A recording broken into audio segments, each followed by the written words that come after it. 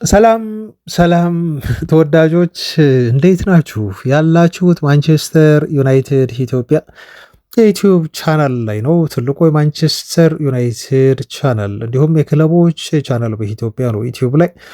እንኳን ደህና መጣችሁ ወደ ቤታችሁ ቤተሰቦቻችን። የዓለም ዋንጫው እንዴት ይዟችኋል? ትላንት ጥሩ ሰዓት ላይ ነበር ጨዋታው። ዛሬም ጥሩ ሰዓት ላይ የሚደረግ ጨዋታ አለ። እንደው የትላንቱ ጨዋታ ያልጠበቅነው አስገራሚ የሆነ ውጤት የተመዘገበበት ዩናይትድን አይመለከትም። ግን ዛሬ ደግሞ ትንሽ ስለ ኮቢ ሜኖ እንግሊዝ ከአርጀንቲና ካላት ጨዋታ ጋር ባያይዘን የተወሰነ ነገር ማለታችን አይቀርም። ኮቢ ሜኖ አኩርፏል። ቶማስ ቱኸል ደግሞ የመጫወት እድል የሚሰጠው አይመስልም ከዚህም በኋላ። ይህን ተጫዋች በተመለከተና ስለ ዓለም ዋንጫው የተወሰነ ነገር እንላለን።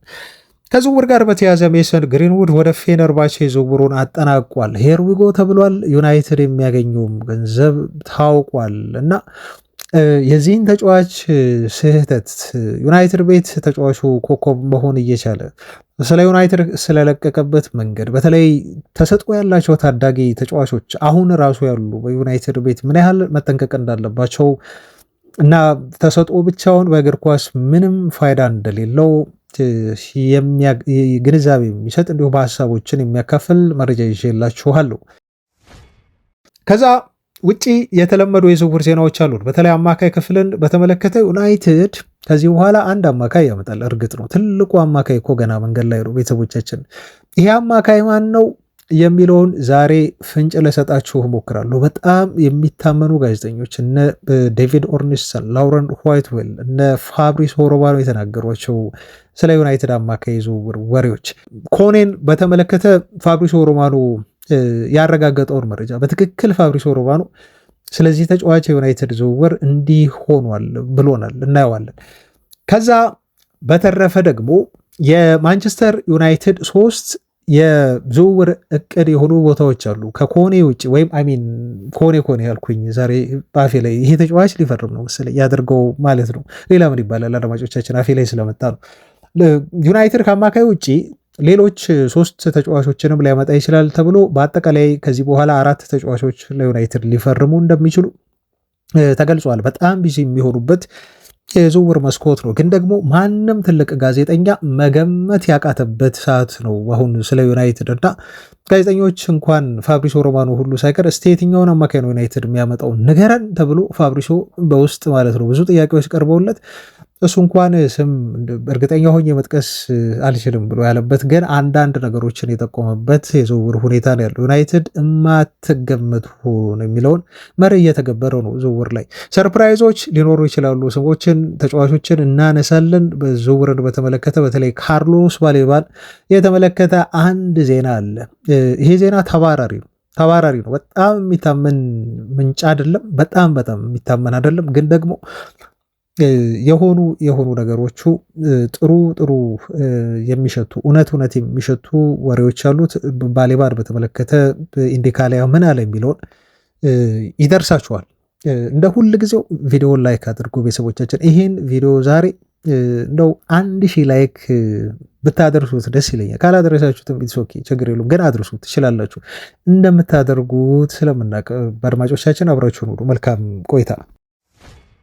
የዛሬ ዩናይትዳዊ ዜናዎችን ከመጀመራችን በፊት ስለ ዓለም ዋንጫው የሆነ ነገር እንበል። በተለይ ዛሬ እንግሊዝ ከአርጀንቲና የሚያደርጉት ጨዋታ በእጅጉን የሚጠበቅ ጨዋታ ነው። ምሽት 4 ሰዓት ላይ ይደረጋል። ከወትሮ ለየት ባለመልኩ በርካታ ኢትዮጵያውያን በሚያመችን ልክ አውሮፓ ሻምፒዮንስ ሊግን በምናይበት አይነት ሰዓት የሚደረግ ጨዋታ በመሆኑ ብዙዎቻችሁ እንደምትከታተሉት ይህን ጨዋታ ተስፋ አድርጋለሁኝ።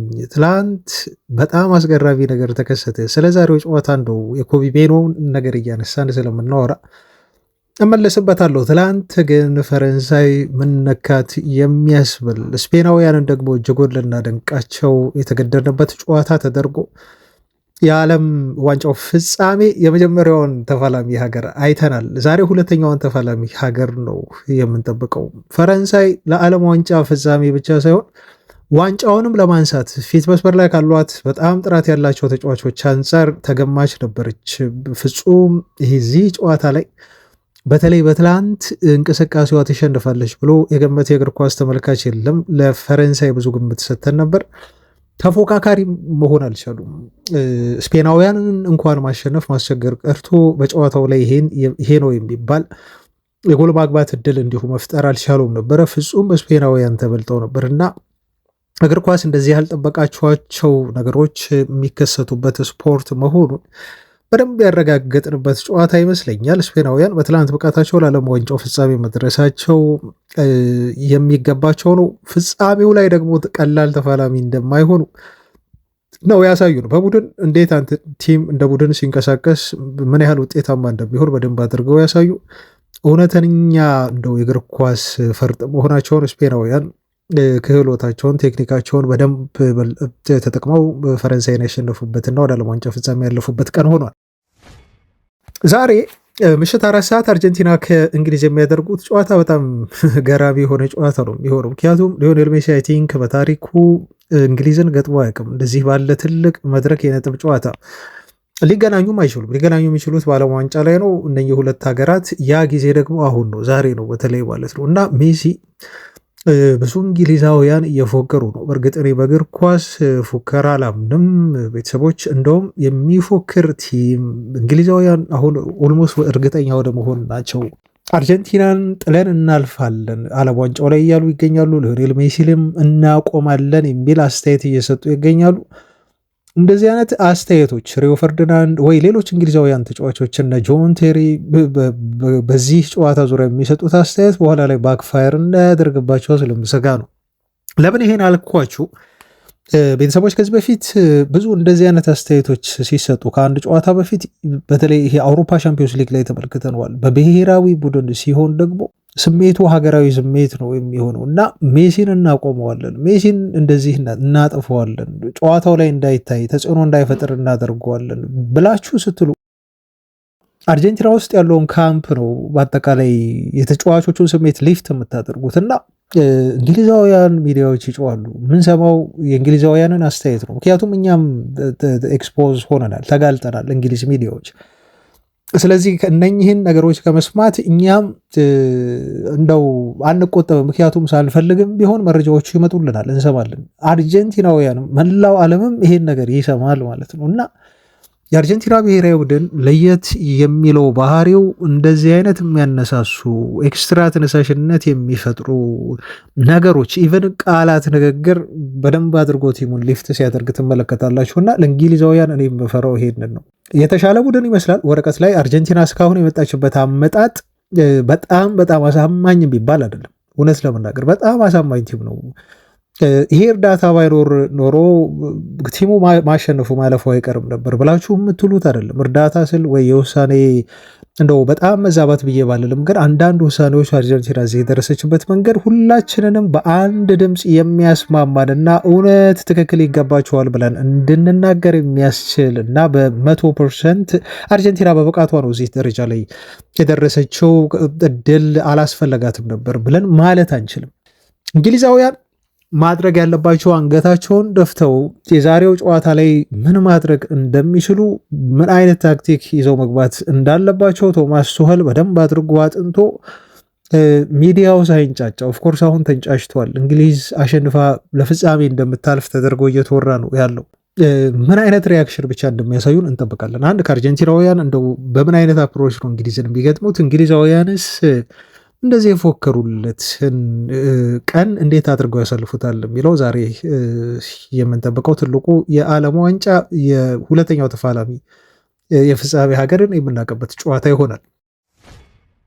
ከኮቢ ሜኖ ጋር በተያያዘ እንደው የኮቢ ሜኖን ነገር ትልቅ ኢሹ አድርጌ ለማንሳት አይደለም። እውነት ለመናገር ቤተሰቦቻችን ቶማስ ቱኸል ከሱ ውጪ ሌሎች ተጫዋቾችን እያሳለፉ ነው፣ ተመልክታችኋል። አንድ ሲንግል ሚኒት እንኳን ለዚህ ተጫዋች አልሰጡትም በወርልድ ካፕ ላይ። እኔ ፐርሰናሊ እንደ ዩናይትድ ደጋፊ ያዝናሉ። ለምን ብትሉ ተጫዋቹ አትሊስት ቢያንስ እንደው በቪዲዮ ወይም ደግሞ በፎቶ ለወደፊት ቤተሰቦቹ ለልጆቹ ወይም ደግሞ የእግር ኳስ ህይወቱን ሲጽፍ ባዮ ላይ የሚያካትተው ፎቶ አይ ቲንክ ያስፈልገዋል ልጁ። አንዳንድ ቲሞች ቡድናቸው ማሸነፉን ሲያረጋግጡ እርግጠኛ ሲሆኑ በቃ ተጫዋቾችን ያጫውታሉ እየቀየሩ ማለት ነው። ይሄን ተመልክተናል በሌሎች ቲሞች እንደ ኖርዌይ በመሳሰሉት ማለት ነው። ጨዋታን መግደላቸውን ሲያውቁ ያልተሰለፉ ተጫዋቾችን እድል ይሰጣሉ። ከዛ በኋላ እነኛ ተጫዋቾች የመጫወት እድል ያገኛሉ። አንድም ተጫዋች ዓለም ዋንጫ ላይ ሳይሰለፍ እድል ሳያገኝ መሄድ የለበትም የሚል መርህ የያዙ ቡድኖች አሉ። እንግሊዝ ጋር ስትመጡ፣ ቶማስ ቱኸል ጋር ስትመጡ ግን ይሄ አይደለም። በፍጹም ተጫዋቹን ማሰለፍ ሁሉ የሚፈልግ አይመስልም። ቱኸል ምንድን ነው ያለው? ኮቢ ሜኖ በጣም ጥሩ ተጫዋች ነው፣ ግን ደግሞ መሻሻል ያለበት ልጅ ነው፣ ገና ልጅ ነው፣ እድሜው ትንሽ ነው። በቀጣዩ ዓለም ዋንጫ ላይ ልክ እንደ ትልቅ ተጫዋች የእንግሊዝ ብሔራዊ ቡድን አድርጌ የምመለከተው ተጫዋች ነው እንጂ ለዚህ ዓለም ዋንጫ ላይ ተጫዋቹ ሙሉ አይደለም የሚል አይነት እምነት ነው ያለው ቶማስ ቱኸል። ታስታውሳላችሁ ሩበን አሞሪም ስለ ኮቢ ሜኖ የሰጠው አስተያየትም እንደው ከዚህ ጋር የሚነጻጸር ነው። ተመሳሳይ የሆነ ተጫዋቹ አንዳንድ ነገሮች ላይ ድክመት አለበት፣ ማሻሻል አለበት ብሎ ነበር አሞሪም የተናገረው። ግን ችግሩ ምንድን ነው? አሁን ይሄን ማለታቸው አሰልጣኞች ችግሩ ሆኖ አይደለም። ችግሩ ግን ልጁ ካልተጫወተ እንዴት ነው የሚሻሻለው? ምንም አይነት የመጫወት ደቂቃ ሳትሰጠው ቀርተ ይሄ ተጫዋች መሻሻል አለበት ብለህ ነው ወይ ታዲያ የምትናገረው? እና ይሄን ጥያቄ ታነሳላችሁ ማለት ነው። ኮቢ ሜኖ ያሳዝናል። ብቻ መሰለፉ አለመሰለፉ ምናምን ለሱ ምን ያህል ድብርት እንደፈጠረበት ታውቃላችሁ። ከፋሹዋል ኤክስፕሬሽኑ መመልከት ትችላላችሁ። በጣም ያስገርማችኋል። እንደውም ኮንፊውዝ ነው የምትሆኑት። አሁን ምን ድምዳሜ ላይ ደረስኩ? ኮቢ ሜኖን ቶማስ ቱኸል ይዞ ሄደው የእንግሊዝ ሚዲያዎችን ጫጫታ ፈርቶ ሊሆን ይችላል የሚል እምነት አለ። ምክንያቱም የዩናይትድ ተጫዋች ነው። እሱ ካልሄደ ዓለም ዋንጫ ላይ ካልተጠራ ብዙ ጫጫታዎች ይኖራሉ።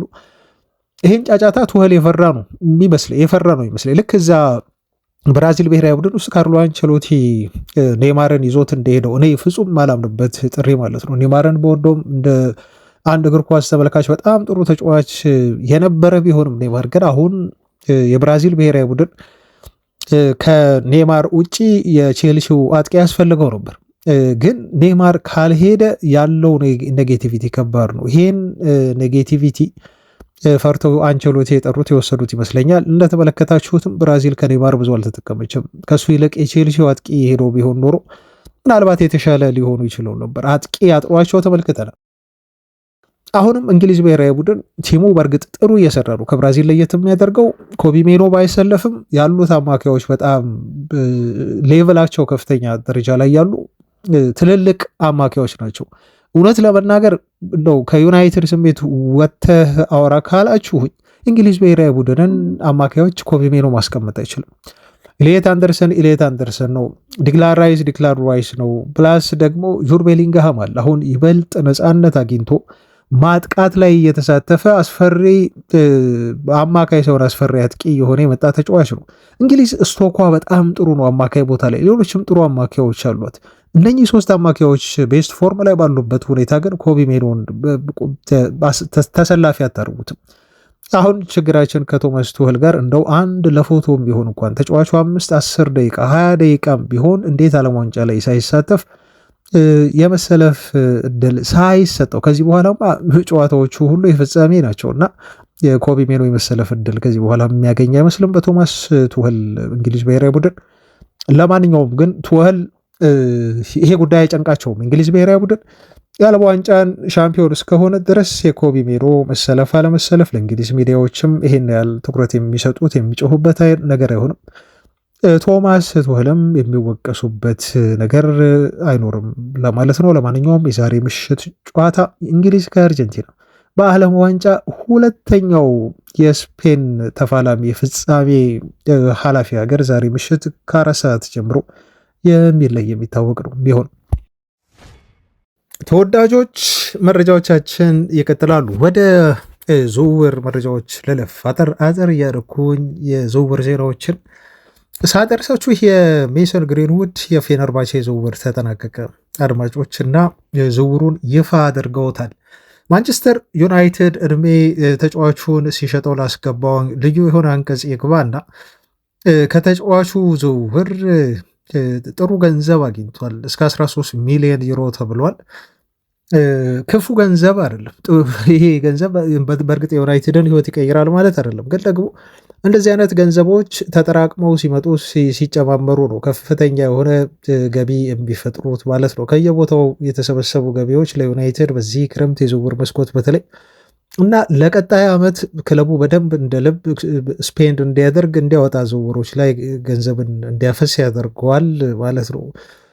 እና ግሪንውድ በፌነርባቼ ይፋ ሲሆን ዝውውሩ ማለት ነው ለየት ባለ መልኩ ነው። እንግዲህ ምስሎቹ ላይ እንደምታዩት በካርቶን መልክ እንደዚሁም አናውንስ ሲያደርጉት በጣም ኤክሳይትድ የሆኑ ይመስላል። ፌነርባቼዎች በእርግጥ ትልቅ ተጫዋች ነው ያገኙት። እንደ አትሌቲኮ ማድሪድ፣ ሮማን የመሳሰሉ ክለቦች ፈልገውት የነበረ እውነት ለመናገር በጣም በጣም ጥሩ ተጫዋች ነው ግሪንውድ። በዩናይትድ ቤት እኔ ቢጫወት ሁሉ ደስ የሚለኝ ግን ደግሞ ዩናይትድ ቤት ሳለ በተፈጠረው ነገር ታውቃላችሁ ሁላችሁም። ተጫዋቹ ያቺ በሪከርድ ተያዘችበት፣ ያ ሪከርድ ደግሞ ስለተለቀቀ ቫይራል ስለወጣ ምንም ማምለጥ የሚችለው ወንጀል ውስጥ አልነበርም። ወንጀል ውስጥ ነው ተጫዋቹ የገባው፣ አያመልጥም። በቃ መረጃው በሁላችንም እንትን ፎልደር ውስጥ ነበር። ያኔ ካስታወሳቸው የድምፅ ቅጂ ሁሉ ነበር እና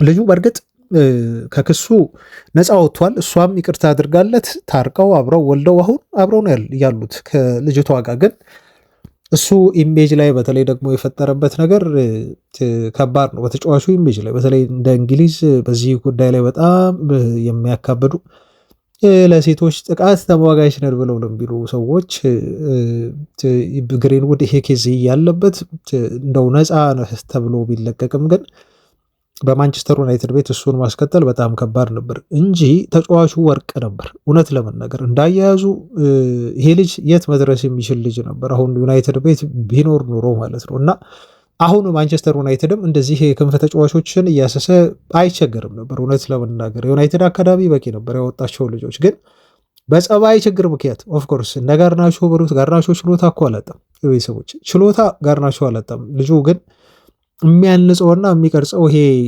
በእግር ኳሱ ስኬታማ ለመሆን የባህሪ ጉድለት ነበረበት። ኤቲክሱ የለውም ነበር። በትንሽ ነገር የመርካት እና በቃ እኔ በትልቁ ደረጃ ደርሻለሁ ብሎ በጣም በትንሹ እኮ ነው ገና የዩናይትድን ማሊያ ከማድረጓን ነው ቡድን ውስጥ ከማደጉ መኮፈስና ሌሎች ነገሮችን ያውቃለው እስከ ማለት ድረስ እና ይሄ ያለማወቅ ያለመማር አያችሁ። እኔ አንድ ትልቅ ነገር እዚህ ጋር መናገር እፈልጋለሁ። እውነት ቤተሰቦቻችን እግር ኳስ ችሎታ ማለት ምንም ማለት አይደለም። ይሄን በተደጋጋሚ ጊዜ አይተናል። በተደጋጋሚ ጊዜ ለምንድን ነው ቡድኖች መጀመሪያ ተጫዋቾች እንዲማሩ የሚያደርጉት? መጀመሪያ ከምንም በላይ ቅድመ የሚሰጠው ስኮላርሺፕ ነው። ለዛ ነው በየቲሙ ውስጥ ስኮላርሺፕ ያለው ማለት ነው። ለምሳሌ የአርሰናሉ ዶማንስ የሚባለው ልጅ የአርሰናሉ ታዳጊ ማለት ነው። እሱ አሁን ለአርሰናል የመጀመሪያውን ጨዋታ በፕሪሚየር ሊጉ አድርጎ ከማ ጋር ነው ከሆነ ቲም ጋር ሲጫወቱ ካስታወሳችሁ በአለቀ ደቂቃ በካውንተር አታክ ያገኙትን ያችን የመሰለች ኳስ አስቆጥሮ ተጫዋቹ አርሰናልን እንደው አሸናፊ ካደረገ በኋላ በንጋታው ግን ደብተርና ቦርሳውን ይዞ ትምህርት ቤት ነው የምታገኙት። በቃ ግዴታው ነው። ዶማንስ መማር አለበት እና በንጋታው አስባችሁታል። አሁን የክላስሜቶቹ በአርሰናል ቤት የሚገኙ እነዚህ አሚን በአርሰናል ቤት ተጫዋች ሆኖ ሳለ እሱ ደግሞ በክፍል ውስጥ የሚገኙ ግን የአርሰናል ደጋፊዎች ልጁ አሁን በ15 ዓመቱ ላይ ታሳይ ለምሳሌ አሁን ወይ በ11ኛ ክፍል እንደዚህ አካባቢ ቢሆን እንዴት አድርገው አቀባበል ሊያደርጉለት እንደሚችሉ እሱስ ቢሆን አርሰናልን ለሚያክል ትልቅ ቡድን እየተጫወተ ባይ ትምህርት ምን ያደርግልኛል እንደው ለምንድን ነው ነገ ጠዋትማ ትምህርት ቤት ክላስ አልሄድም ክላስ እቀጣለሁ ብሎ ተጫዋቹ እንደው ቤቱ አለመቅረቱ ሶሻል ሚዲያ ላይ እየቆየ ይሄ ሳያስገርማችሁ ምን ያህል ኤቲክስ እንዳላቸው ስነ ምግባር እንዳላቸው መማር ምን ያህል ጠቃሚ እንደሆነና ካልተማራችሁ ክለቡም ቢሆን እንደማይቀበላችሁ ነው ይሄ የሚያሳየው። ለምንድን ነው እንደዚህ ያልኳችሁ ቤተሰቦች? አሁን ዶማንስ በጣም ጥሩ ተጫዋች ችሎታ ያለው ተጫዋች ቢሆንም ግን ደግሞ በደንብ አድርጎ ካልተማረ ትምህርቱ ላይ ትኩረት ካልሰጠ እንደዚህ አይነት የውሳኔ ችግሮች ይፈጠራሉ። ቤተሰቦች የውሳኔ ችግሮች አለመብሰል ይመጣል። አንድ ተጫዋች ዝም ብሎ ኳስ ስለተጫወተ ብቻ ጥበቡ እስኪሉ ስላለው ብቻ ተጫዋች ስኬታማ ይሆናል ማለት አይደለም። ከኳስ ውጭ ብዙ በሳል መሆን አለባችሁ። በተፈጥሮ መብሰል አለባችሁ ወይ ደግሞ በትምህርት በልምድ ደግሞ መብሰል መቻል አለባችሁ። ከሁለቱንም የምታጡ ከሆነ በኋላ ችግር ውስጥ ነው የምትወድቁት ማለት። በተፈጥሮም ካልተበሰለ እንደው እግር ኳስ ክህሎት አለኝ ችሎታ አለኝ የትም ቦታ መድረስ እችላለሁ ብላችሁ የምትሉ ከሆነ ስንት ታለንት ያላቸው ተጫዋቾች ባክነው እንደዚህ ተመልክተናል። እና ዊዛውት ኤቲክስ ፉትቦል ስኪል ኢዝ ነቲንግ እና የትም አትደርሱም። እስኪሉ ይህ ጊዜ ቢኖራችሁ እንደው ምሳሌ አድርጌ ጋርናቾ ነገር እንደው በጣም እየቆጨኝ እየወደድ ነው። ብዙ ዩናይትድ ደጋፊዎች እኮ ስቲል ጋርናቾን ይወዱታል አይደል እንዴ? በርካታ ደጋፊዎች እኮ አሁንም ድረስ ሜሰን ግሪንውድን ይወዱታል። ግሪንውድ ወደ ዩናይትድ መጥቶ የዩናይትድ ማሊያ ለብሶ እነኛን ተአምራዊ ግራግሮቹንና በእነኛ ተአምራዊ ግራግሮቹ እየሰበረ እየገባ የሚመታቸው አስደናቂ የሆነ ኳሶችን በኦልትራፎርድ እኮ መመልከት ይፈልጋል። እሱ እኮ የዩናይትድ ቦይሆልድ ልጅ ነው። ማንቸስተር ዩናይትድ እኮ ያደገ ልጅ ነው። ልጁ ጸጉሩን እየተቆረጠ እኮ አላስችል ብሎት ዩናይትድ ጨዋታ ሲያደርግ የዩናይትድን ጨዋታ ጸጉሩን እየተቆረጠ እኮ የሚያይ ልጅ ነው። ጨዋታው አያመልጠኝ ብሎ ማለት ነው። ግሪንውድ ለዩናይትድ ያለው ፍቅር ይሄን ያህል ድረስ ነው። ግን በህይወት ዘመኑ ደግሞ አንድ የምትሰራው ስህተት እንደዚህ ካለመማር ካለመብሰል አጠገብህ ያለ ሰው ካለመምከርና ካለመቆጣት እንዲህ ትባክናለህ ማለት ነው። እና አሁንም ስለ ዩናይትድ አካዳሚ ተጫዋቾች ስናወራ ከግሪንውድ እኮ ዩናይትድ አልተጎዳም። በእርግጥ ልጁ ራሱን በደንብ ጠብቆ ቢጫወትልን ኖሮ በዩናይትድ ቤት ይህን የትልቅ ተጫዋች መሆን ይችል ከዚህ በላይ ሊጠቅመን ይችል ነበር። አሁንም ግን ዩናይትድ ከአካዳሚ ያሳደገው ልጅ ነው። ምንም ያወጣበት ነገር የለም። ግን 13 ሚሊዮን ዩሮ ማግኘት ማለት ቀላል አይደለም። ሙሉ ለሙሉ ትርፍ የሆነ ገንዘብ ነው ለዩናይትድ። ስቲል አሁንም በዩናይትድ አካዳሚ ያሉ ተጫዋቾች እነ ጄጄ ገብርኤል፣ ቺዶ ኦቢ የመሳሰሉ ተጫዋቾች በተለይ ጄጄ ገብርኤል በጣም ትልቅ የሆነ መካሪ ያስፈልጓል።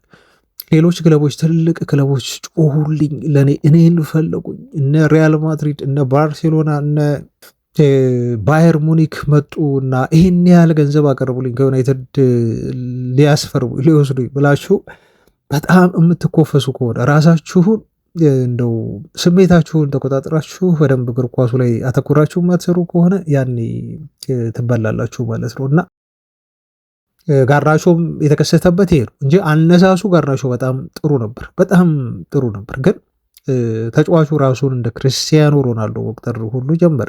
የእሱ አድናቂ ስለሆነ ከእሱ ጋር አብሮ ተጫወተ፣ ጎል አስቆጠረ። ክርስቲያኖ ያንተን ደስታ አገላለጽ ልግለጽ ብሎ ክርስቲያኖ ዩናይትድ ሳለ ካስታወሳቸው ያን ያው ግለጽ ደስታ ገለጽ ብሎት ሁሉ የእሱን የደስታ አገላለጽ ሁሉ ገለጸ። ያኔ ከቪያሪያል ጋር መሰለኝ አዌ ስንጫወት የሆነ ጨዋታ ላይ እና ጋርናቾ ከዛ ሁሉ ኤክሳይትመንት፣ ከዛ ሁሉ ጥበቃ፣ ከዛ ሁሉ ደስታ አሁን ያለው የት ነው የምታውቁት ነው። ቼልሲ ቤት ሄደ። ቼልሲ ቤት ተፈጥሮ የነበረው ችግር ዩናይትድ ቤት የተከሰተ ችግር ነው ተመሳሳይ። ምክንያቱም ጋርናቾ ያለ ዩናይትድ ላይናፑ ሊክ ማድረግ ጀመረ። አሞሪም በጣም ተናዶ ማን ነው ይሄን መረጃ የሚያወጣብኝ? አሰላለፍ ቀድሞ ይወጣል። እሱ በሩበን አሞሪም ደስተኛ ስላልሆነ በዩናይትድ ቤት አሰላለፉ በሚወጣ ሰዓት እሱ ሚዲያዎች አስቀድመው ይገልጹታል። ሩበን አሞሪም ይበሳጫል፣ ይበላሽበታል። ተዘጋጅተው ይመጣሉ ማለት ነው። ቼልሲ ቤት ተሄደና ቼልሲ ቤትም ተመሳሳይ ችግር ተፈጠረ። ለካ አሰላለፍ ቀደም እያለ ይወጣል። ማንን ሊያሰልፍ እንደሚችል አሰልጣኙ ከዛ ማን ነው ተብሎ ሲጠን አንዱ ጋርናቾ እንደሆነ ተደረሰበት። ከፕሪሲዝን ነው አሁን ቼልሲዎች ተጫዋቹን ያስቀምጡት። ፕሪሲዝን ሁሉ አትሄድም ብለው በቃ መልቀቅ አለብህ ብለው ቦምብ ስኳድ ውስጥ ነው የከተቱት። አገርም በቼልሲ ቦምብ ስኳድ ውስጥ አሁን ተጫዋቹ መልቀቅ አለብህ ተብሎ በቼልሲ ተነግሮታል። ለገበያ አቅርበውታል። በፍጹም ለቼልሲ ከዚህ በኋላ አሁን ጋርናቾ አይጫወትም። ወይ በውሰት ይለቃል ወይ ይሸጡታል።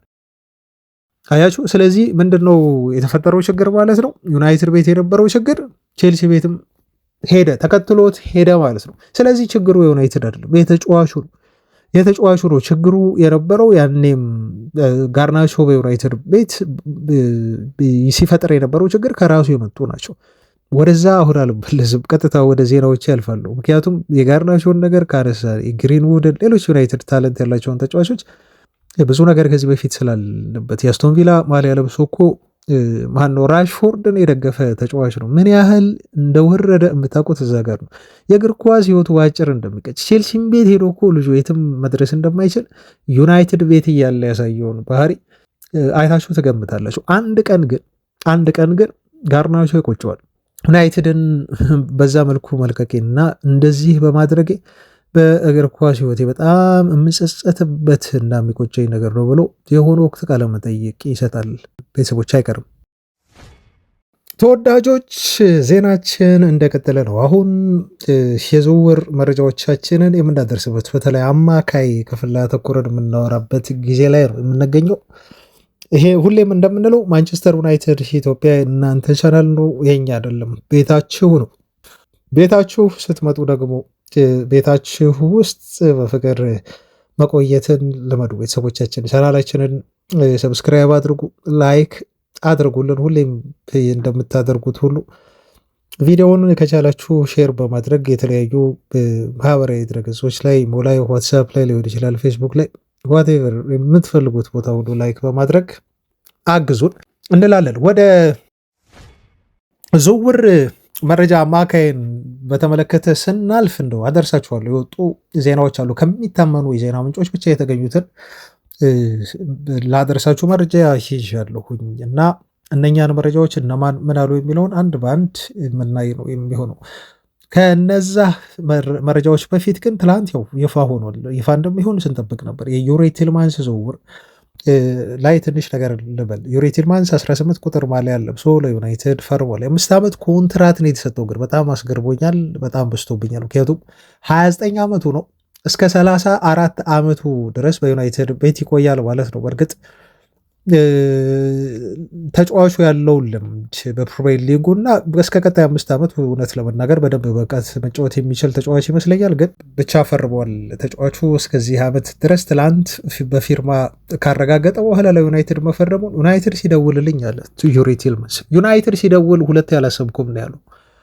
በቃ ለወኪል የነገርኩት ነገር አድርገው፣ ሌላ ማንንም ክለብ አታውራ፣ ማንቸስተር ዩናይትድ ጋር ብቻ በቃ አድርገው ይሁን ብዬ ነው ለወኪል የተስማማሁት ብሎ የተናገረው እና ማንቸስተር ዩናይትድ ከደወለ ሁለቴ ማሰብ አያስፈርግም ሲል ነው ዩሪ ቲልማንስ የተናገረው።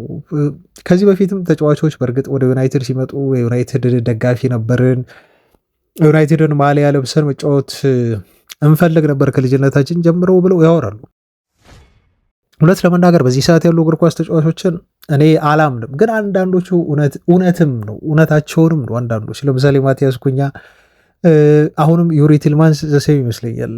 እንደዚህ ነው ሀሳቡ። በልጅነቱ ዩናይትድን ሲደግፍ ወይ በዩናይትድ ማሊያ ለብሶ እንዲሁ ለመጫወት ሲመኝ የነበረ አይነት ተጫዋች ይመስለኛል። አንድሬ ሳንቶስ የተናገረውም ተመሳሳይ ነው። ለጓደኞች ሁሉ ደውዬ ዩናይትድ ፈለገኝ ብዬ ስነግራቸው በቃ ወደ ዩናይትድ ልትሄድ በቃ እንዴት አይነት እድለኛ ሰው ነህ፣ እንዴት አይነት ጥሩ እድለኛ የሆንክ ተጫዋች ነህ ብለው ነው በቃ ከኔ በላይ ነው ኤክሳይትድ የሆኑት። እና በቃ ለማንም አትናገር ዝም ብለህ ይሄን ነገር። ከዛ በኋላ እንዴት ተጫዋቹ ከፈረመ በኋላ እንዴት ደስተኛ እንደነበር ለዩናይትድ ሲፈርም ተመልክታችኋል። እና እነኚህ ልጆች ዩሪ ቲልማንስን ጨምሮ 18 ቁጥር ማሊያ ነው የተሰጠው በዩናይትድ ቀጣይ ሲዝን ላይ የሚለብሰው ማሊያ ቁጥር የካሳሜሮ ነው። ይሄን 18 ቁጥር ማሊያ ካሳሜሮ በፊት ደግሞ የለበሱት እንደ ብሩኖ ፈርናንዴዝ ለብሶታል። ከ2020 እስከ 22 ድረስ የብሩኖ ማሊያ ቁጥር ነበር። አሽሌ ያንግ ለብሶታል።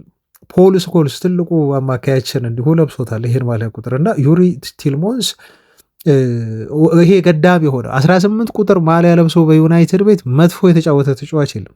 እውነት ለመናገር በቁጥር አላምንም እኔ ዩሪ ቲልማንስ 18 ቁጥር ማሊያ ስለለበሰ በጣም ይሳካለታል ብዬ ለማለት አይደለም። ግን ትረስት ሚ ቤተሰቦች፣ ይሄ ልጅ በጣም ራሱን አንገቱን ደፍቶ የሚሰራ የዩናይትድ ምናልባት የክረምቱ ምርጥ ፈራሚ ተብሎ ከቀጣይ ሲዝን በኋላ ልናመሰግነው የምንችል ትልቅ ዝውውር የመሆን እድል አለው የሚል እምነት አለኝ። ለማንኛውም ዩሪ ቲልማንስ በይፋ በኢንተርቪው በፎቶ ፕሮግራም ዩናይትድን ተቀላቅሎ አሁን ልምምድ ጀምሯል። ቤተሰቦቻችን ትላንት እየተመለከትኩኝ ነበር እንዲሁ የአንድሬ ሳንቶስን አንዳንድ ፎቶዎች። ወዲያውኑ ተጫዋቹ ዩናይትድ ዝውውሩን ካጠናቀቀ በኋላ ልምምዱን መስራት ትላንት የጀመረው ከተጫዋቾቻችን ጋር በፈገግታ በተግባቦት ተጫዋቹ የመጀመሪያ ትሬኒንግ ሴሽኑን ሰርቶ አጠናቋል እና በጣም ጥሩ ኮንዲሽን ላይ ያለ ይመስለኛል። በተለይ ፕሪሲዝን ጨዋታ ስላለን ነገ መሰለኝ የሚያደርጉት። ዛሬ ቀኑ ምንድን ነው? ዌድነስዴይ ነው ዛሬ ረቡዕ። ስለዚህ ነገ ከሬክስሃም ጋር ጨዋታ አለን። እዚህ ጨዋታ ላይ እናየዋለን። ነገ ነው መሰለኝ ፕሮግራሙ፣ ቤተሰቦች ካልተሳሳትኩ የፕሪሲዝን ፕሮግራሙን ማለት ነው። እና እዚህ ጨዋታ ላይ አንድሬ ሳንቶስ የመሰለፍ እድል ይኖረዋል። ዩሪ ቲልማንስ ደግሞ አይ ቲንክ ከዛሬ ጀምሮ ልምምድ ይሰራል። ምናልባት ተጨማሪ ፍቃድ ሰጥተውት እረፍት ትንሽ እንዲያደርግ ካላደረጉት በስተቀር ልጁ ልምምድ የሚጀምር ይመስለኛል። የሚሆነውን አብረን እናያለን። ዩሪ ቲልማንስን ዝውውር ትላንት ይፋ ካደረጉ በኋላ ዩናይትዶች አሁን በእነኚህ ተጫዋቾች አያበቁም ተብሎ አንደኛ ሶስተኛ አማካይ ይፈልጋሉ፣ ሌፍት ዊንገር ይፈልጋሉ። የፊት መስመሩንም እንዲሁ ማጠናከር ዩናይትዶች ይፈልጋሉ ተብሎ ተገልጿል። ስለዚህ ከዚህ በኋላ ዩናይትድ አንድ አማካኝ እና 2 አጥቂ ይፈልጋል።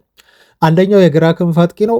አንደኛው ደግሞ ሳሙኤል ሉካረስት እንዳለው የ9 ቁጥር አጥቂ። አንዳንዴ የ9 ቁጥር አያስፈልግንም ይላሉ። አንዳንዴ ደግሞ 9 ቁጥር ተጫዋች ዩናይትድ ያመጣል ይሉናል። የተለያዩ ጋዜጠኞች ሌፍት ዊንገር ዩናይትድ ይፈልጋል ይሉናል። አንድ ቦታ ላይ ደግሞ የሌፍት ባክ ቦታ ተጫዋች ዩናይትድ ያመጣል ይሉናል። የተለያዩ ጋዜጠኞች የተለያዩ ሀሳብ ነው የሚሰጡ። ግን የሁሉንም ሀሳብ በአንድ ስንጨምር ምንድን ነው የሚያስማማን ነገር? ከዚህ በኋላ አንድ አማካይ ይመጣል፣ አንድ ሌፍት ዊንገር፣ አንድ የ9 ቁጥር ተጫዋች እና አንድ የግራ ተከላካይ መስመር ተጫዋች። ስለዚህ በአጠቃላይ እኛ የሳሙኤል ሉካረስትና የሌሎች ጋዜጠኞችን ንግግር ወይንም ደግሞ ዘገባ ካየን ዩናይትድ ቢያንስ 4 ተጫዋች ላይ መጣ ይችላል። ከ3 እስከ 4 ተጫዋች ከዚህ በኋላ ከ3 እስከ 4 ተጫዋች በሚለው ያዙት። በቦታ ሌፍቱን ሙሉ ለማምጣት ለማስተካከል ነው ጥረት እያደረጉ ያሉት፣ ሌፍት ሳይዱ ማለት ነው። ከዛ 9 ቁጥር አጥቂና ከዛ ደግሞ ያው የአማካይ ስፍራ ተጫዋች፣ ሶስተኛው ትልቁ ፈራሚ አማካይ ማለት ነው። ይሄ በዩናይትዶች ቀጣይ በዝውውር የታቀደ ቦታና የሚመጡ ተጫዋቾች ናቸው ተብሎ ነው እየተገለጸ ያለው።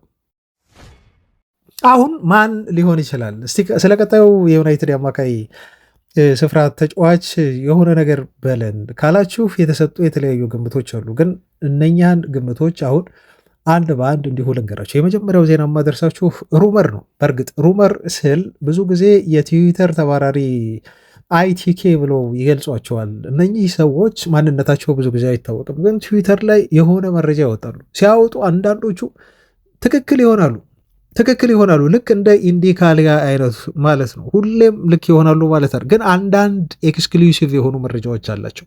በተለየ መልኩ ያንን ዜና ያገኙታል። እንዴት እንደሚያገኙት እኔ አላቅም።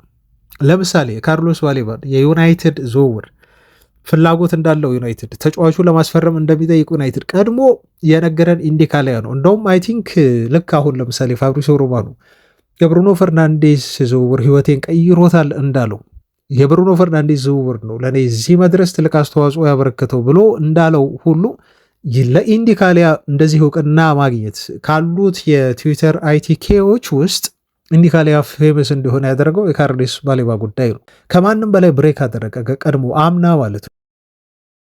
ከዛ ዩናይትድ እንደፈለገው ሲረጋገጥ እና ዴቪድ ኦርንስተን ክሬዲት ሲሰጠው በቃ ሁሉም ሰው ኢንዲካሊያ ላይ ትኩረት ማድረግ ጀመረ ማለት ነው። እና ዴቪድ ኦርንስተን ራሱ እኔ ከዚህ በፊትም ተናግሬያለሁ፣ ለምን እሱን እንደጠቀሰ እኔ እስካሁን ድረስ አልገባኝም። ምናልባት አላውቅም እንግዲህ ወይ ያውቀው ይሆናል በግል ኦርንስተን ከእሱ ጋር ፐርሰናል ይተዋወቁ ይሆናል እንጂ አንድ ዝም ብሎ ተራ ትዊተር አካውንት ሄዶ ሊጠቅሰው አይችልም። እሱ ቀድሞ እንደተናገረው ብሎ አይነት ነገር ሊል አይችልም። እና ይሄ ሰው አሁን ማንን ተናገረ መሰላችሁ? የካርሎስ ባሌባን የዝውውር ዜና ይዞ ወጣ። አሁን ዛሬ በዚህ ሰዓት ማንቸስተር ዩናይትድ ለካርሎስ ባሌባ ዝውውር ዛሬ ይፋዊ የሆነ ጥያቄ ያቀርባል ብሎ ነው እሱ የዘገበው። ወደ 70 ሚሊዮን ፓውንድ ሂሳብ ነው የዩናይትድ ሰዎች ለብራይተን ለካርሎስ ባሌባ ዝውውር ለማቅረብ የተዘጋጁት ብሎ ነው እሱ የሚለው። እና ዛሬ በዚህ ሰዓት ብራይተን የካርሎስ ባሌባ ዝውውር በይፋ ይላካል። እንደሱ ንግግር ከሆነ ግን ጀስት እንደ ሩመር ይወት ነው ምላችሁ። አሁን እንደውም በአንዳንድ ሰዎች ትዊተር ገጹ ላይ አስተያየት ሲሰጡት ነበር። ምናሉት መሰላችሁ? ምናልባት ይሄ ዜና ትክክል ካልሆነ ግን ኢንዲካሊያ የትዊተር ህይወትን ነው የምታበላሸው ብለው ሁሉ ብለውታል ኮሜንት ላይ ማለት ነው። እና አያችሁ ምን ያህል የዩናይትድ ደጋፊዎች እንደሚከታተሉት የእሱን መረጃዎች። ደግሞ እዚህ ዜና ላይ ከሳተ አሁን ነገ ጠብቁ፣ ማንቸስተር ዩናይትድ ለብራይተን ይህን ተጫዋች ለማስፈረም ጥያቄ ንግግር ከፈተ ብትባሉ በደንብ ክሬዲት ልትሰጡት ይገባል ልላችሁ ፈልጌ ነው። ግን ደግሞ ቶታሊ ሪሌብል የሆነ ሶርስ ደግሞ አትዩት፣ ሊስትም ይችላል።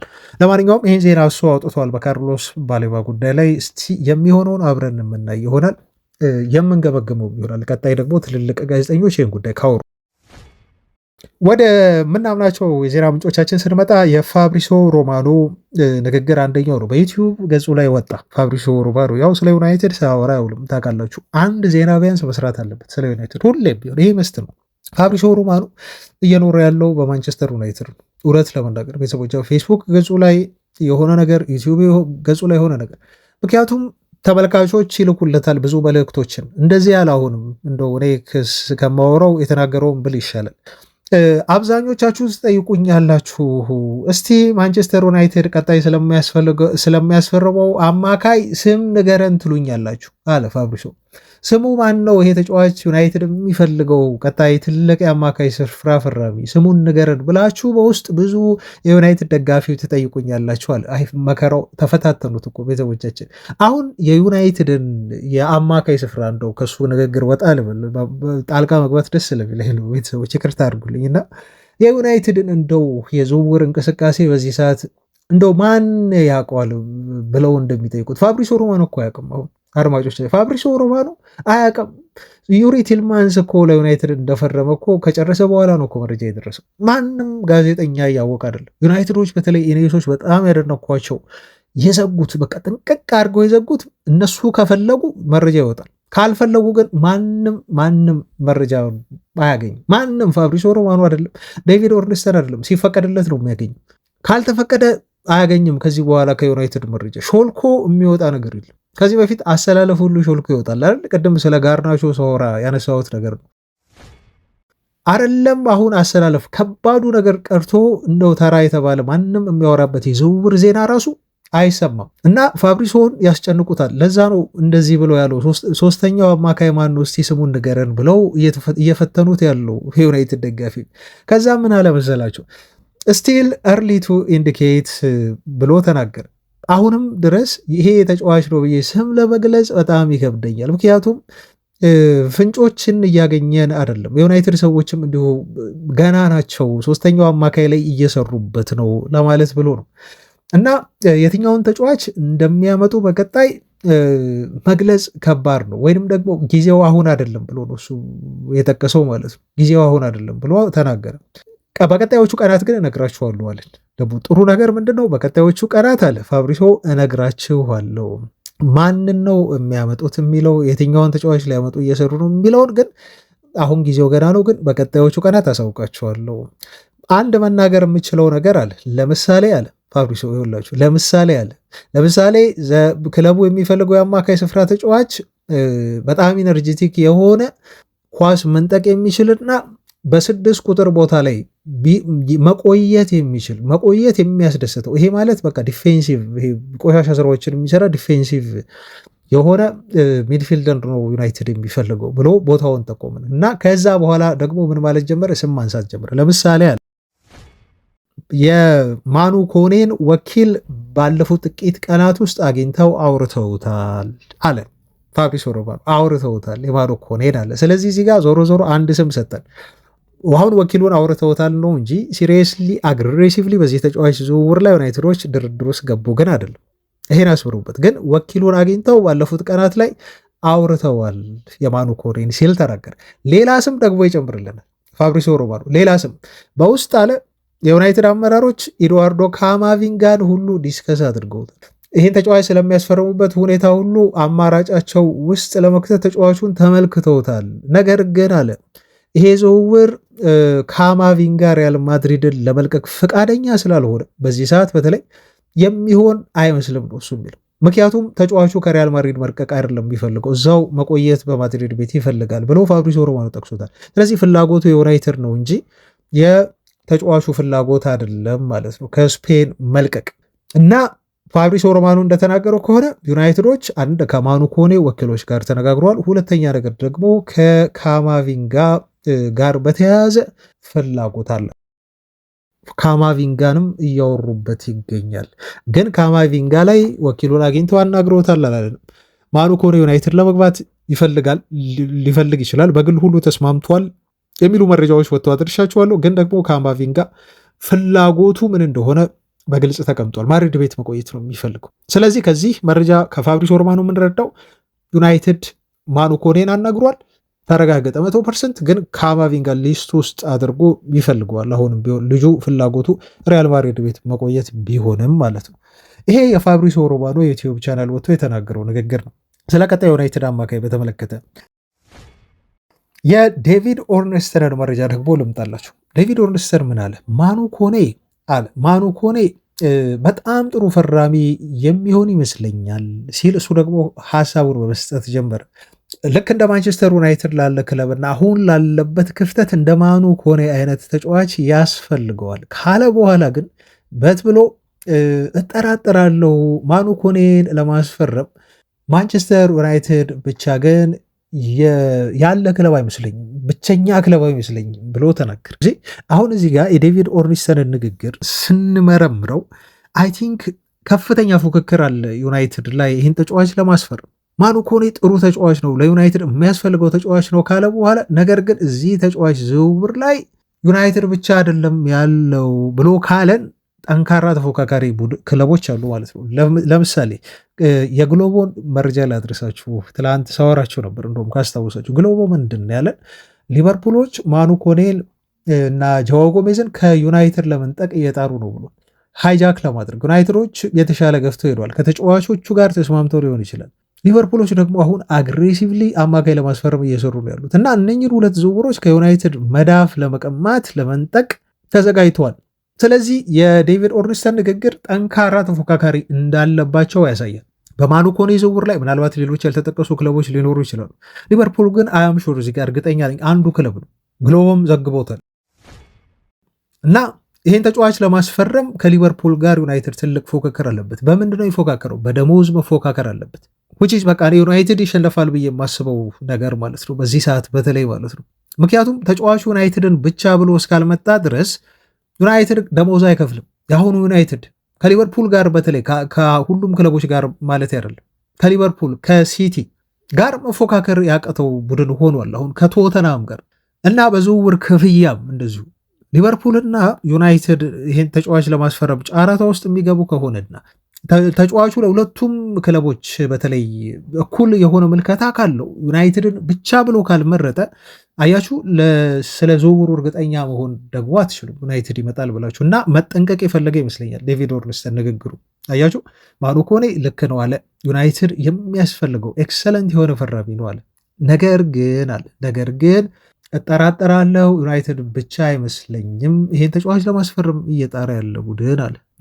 ይሄ ነው መልሶ ቤተሰቦቻችን።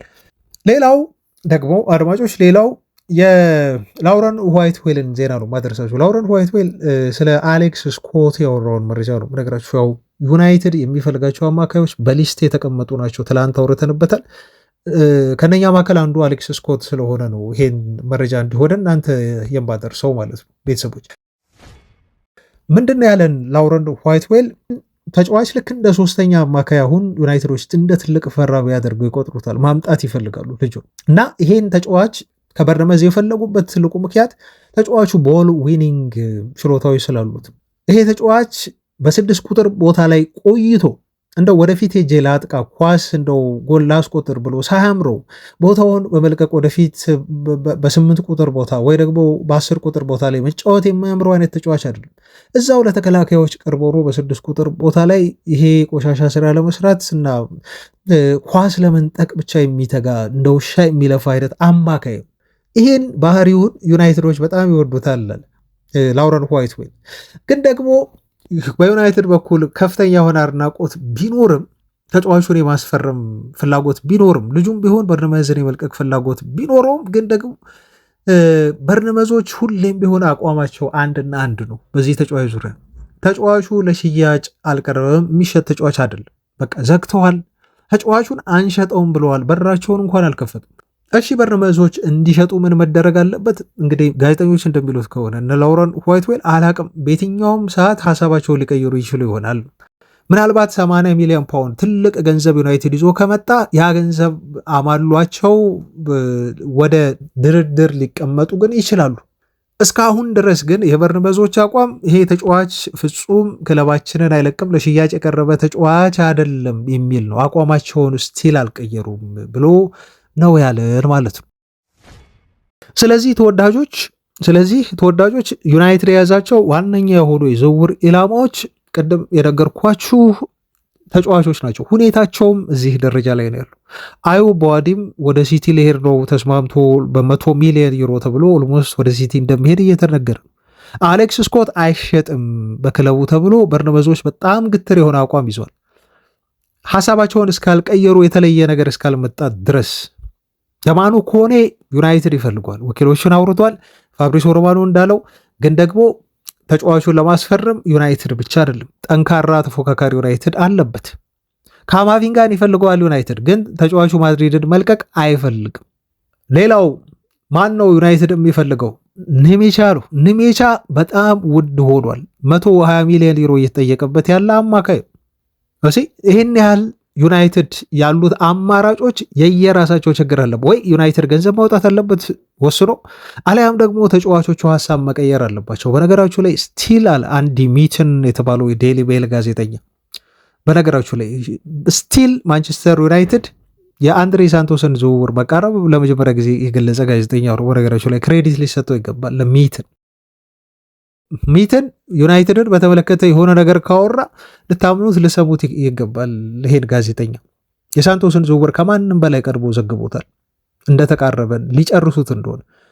እሱ እንዳለው ከሆነ አሁንም ቢሆን ቹዋሜኒን ዩናይትድ የመምጣት እድላሉ ያለው። አሁንም ቢሆን በተለይ ፈረንሳይ ከዓለም ዋንጫውን ተሰናብታለች። ለኮኔ ዝውውር ለቹዋሜኒ የሚመለስበት ጊዜ ነው እና ወደ ማድሪድ ከተመለሰ በኋላ አዲስ ኮንትራት ሊፈርም ተስማምቷል ተብሎ ቢወራም ገና ነው፣ ያው አልፈረምም በይፋ ታውቃላችሁ። ስለዚህ ማድሪዶች አሁንም ቢሆን ትልቅ አማካይ የማምጣት እቅድና ፍላጎት አላቸው። የአርጀንቲና ሁኔታ ከዓለም ዋንጫው ላይ ከታወቀ በኋላ ኢንዞ ፈርናንዴዝ በተለይ ወደ ቼልሲ ከመጣ በኋላ ነገሮች የሆነ አዲስ አቅጣጫ ሊቀየሩ ይችላሉ። ኢንዞ ፌስ ቱ ፌስ መጥቶ የቼልሲን ሰዎች በቃ ልቀቁኝ ብሎ ጉራ ከርዩ ማለቱ አይቀርም። ልጁ ልቀቁኝ ብሎ የቼልሲን ሰዎች ያስጨንቃል። ትረስትሚ እመኑኝ፣ የዓለም ዋንጫውን ፍጻሜ እየጠበቀ ነው ልጁ እስኪመለስ ድረስ። እንደው የሚያስችለውም አይመስለኝም ከቼልሲ አመራሮች ጋር ለመጋፈጥ። ኤንዞ ከመጣ የቼልሲን ሰዎች ካስጨነቀ ካለቀቃችሁኝ ብሎ ካለና ማድሪድ ደግሞ የሆነ ነገር ይዞ መጥቶ እንደው ስጡኝ ብሎ ተጫዋቹ የሆነ ሂሳብ የሚያቀርብ ከሆነ ያኔ ተጫዋቹ ብዙ ምክንያት አለው ቼልሲዎች እንዲለቁት ለማሳመን ብዙ ምክንያት አለው። ምክንያቱም ሻምፒዮንስ ሊግ እየተሳተፉ አይደለም። ቼልሲ እንደ ቡድን ሻጭ ክለብ እየሆነ ነው፣ አትራፊ እየሆነ ነው። ቲሙ በአጠቃላይ ቀጣይ ሲዝን ላይ ፕሪሚየር ሊጉን ዋንጫ እንደሚያነሳም እርግጠኛ አይደለም እና ቼልሲን ለመልቀቅ ተጫዋቹ እነኚህ ሁሉ ምክንያቶች ስላሉት ኮንትራትም እየፈለገ ስለሆነ ልጁ ደግሞ ካለውን ባህሪ የሆነ አስገድዶ አስጨንቆ አይነት ለመልቀቅ ጥረት የሚያደርግ ልጅ ነው። ቼልሲዎችም ደግሞ ጥሩ ሂሳብ ከመጣ ተመልከታችኋል፣ ሻጭ ክለብ ነው። ትንሽ ትርፍ ካገኙ 120 ከቀረበላቸው የሚሸጡት ይመስለኛል ልጁን እና የዚህ ተጫዋች ጉዳይ ወደ ሪያል ማድሪድ ተጫዋቹ መጥቶ ነገሩ እስካልተዘጋ እስካልተቋጨ ድረስ ትረስትሚ ቤተሰቦች ቹዋሜኒም እድል ይኖረዋል። 1 ሜትር ያለው ይሄንን ነው። ኮንትራት ሊያራዝም ተስማማ እንጂ አልፈረመም ቹዋሜኒ። ማድሪዶች ደግሞ አምበል አድርገው አሁን የሾሙት ማንን ነው? ምንድነው? ቫልቨርዴ ነው። ጆዜ ሞሪኖ የክለቡ አምበል አድርገው ቫልቨርዴን ሾመውታል። ስለዚህ ቫልቨርዴ በሪያል ማድሪድ የአማካይ ክፍል የሚነካ አይደለም። አሁንም ማድሪዶች ትልቅ ዝውውር ለመፈጸም ጥረት ላይ ናቸው፣ እየጠበቁ ነው የሆነ ነገር። ስለዚህ ምንም ነገር ሊከሰት ይችላል። እንደውም አንዱ ምን አለመሰላችሁ፣ ዩናይትድ አሁን እየሄደበት ካለው አካሄድ አንጻር ፋብሪሶ ምንም የሚያውቀው ነገር የለም፣ ዴቪድ ኦርንስተን የሚያውቁት ነገር የለም እና አሁን ዝም ብሎ ካሴዶ ወደ ዩናይትድ ለመፈረም ይህን ያህል ሚሊዮን ፓውንድ ሪከርድ ሂሳብ ተስማማ የሚል ወሬ ልንሰማ እንችላለን። ማን ያውቃል? ምክንያቱም ማንም ሰው ዩናይትድ ምን እንደሚያደርግ አያውቅም ነው ያለው አንድ ደጋፊ። እውነቱን ነው፣ አናውቅም። በካሴዶ ሌቭል ልላችሁ አይደለም፣ ግን ዩናይትድ አሁን ማን ሊያመጣ እንደሚችል አናውቅም። እነኚህ ሁሉ የጠቀስናቸው ተጫዋቾች ግን አሁን እድሉ አላቸው፣ ስማቸው እየተነሳ ያሉ ተጫዋቾች ናቸው ብዬ ለማለት ነው ቤተሰቦች። እና እንግዲህ አዳዲስ ነገር ሲኖር በጣም ጥሩ ነገር ግምት ነው። ዝውውር ሁሌም ቢሆን ግምት ነው። በተለይ የዘንድሮ ዩናይትድ ትላንት ገልጸነዋል እኮ ማትገመት ሁን አይነት ነገር ነው ክለቡ እየሄደበት ያለው አካሄድ ዝውውርን በተመለከተ ማለት ነው። እና ፍጹም የምትገምቱት አይደለም። ማንም እንደው የዩናይትድ ውስጥ አዋቂ ነኝ የሚል ሰው ራሱ መገመት አይችልም። ለመገመት እንኳን የማይመች ቡድን ወዷል። እና ሰርፕራይዝ በሰርፕራይዝ ሊያደርጉን ይችላሉ። ቀጣይ የሚያስፈርሟቸው ዝውውሮች ደግሞ በቃ ዱብ ነው። ከየት መጣ፣ እንዴት መጣ፣ ቤት ገባ፣ ቤት ወጣ፣ መቼ ተወራ ሳይባል እንደው ለእኛ አንድ ቀን እንኳን የማውራት እድል ሳይሰጡን ከሌን ቁጭ ነው በቃ ዴቪድ ኦርንስተን አድቫንስድ የሆነ ንግግር ላይ ናቸው ብሎ ይላቸዋል። እሱ አድቫንስድ የሆነ ንግግር የሚለው መረጃ ሲደርሰው እነሱ ጨርሰውት እኮ ነው ዜናውን። ከዛ ከጥቂት ሰዓታት በኋላ አድቫንስድ ብሎ እሱ የፖስተው የዘገበው ዜና ሄርዊጎ ይሆናል ማለት ነው። ዩናይትዶች በቃ ጨረሱ ይህን ተጫዋች ለማስፈረም ተስማሙ ይላል። ስለዚህ ለዴቪድ ኦርንስተን የሚደርሰው መረጃ ማለት ነው በጣም እንደው ያደረ ዜና ነው። ያደረ ዜና ዩናይትድ እንደተነጋገረ እሱ ዛሬ መረጃው ከደረሰው ዩናይትድ መነጋገርና አድቫንስድ የሆነ ስቴጅ ላይ የደረሰው ይሄኔ ከሳምንት በፊት ነው ማለት ነው። በቃ ኦልሞስት ያለቀ ነገር ነው የሚነግሩት ዛት ይዝት ቤተሰቦች ይሄን ለማለት ነው። ለማንኛውም አብራችሁኝ ስለነበራችሁ እስካሁኗ ደቂቃ ስላደመጣችሁኝ ከልብ አመሰግናለሁ ቤተሰቦች። እዚህ ላይ ይብቃኝ። ነገ አዳዲስ ነገር ካለ ዩናይትድን በተመለከተ የሚያስወራን ነገር ካለ ይጠፋል ብለን አናስብም። እንገናኛለን። እስከዛ ሰላሙ ተወዳጆች ባይ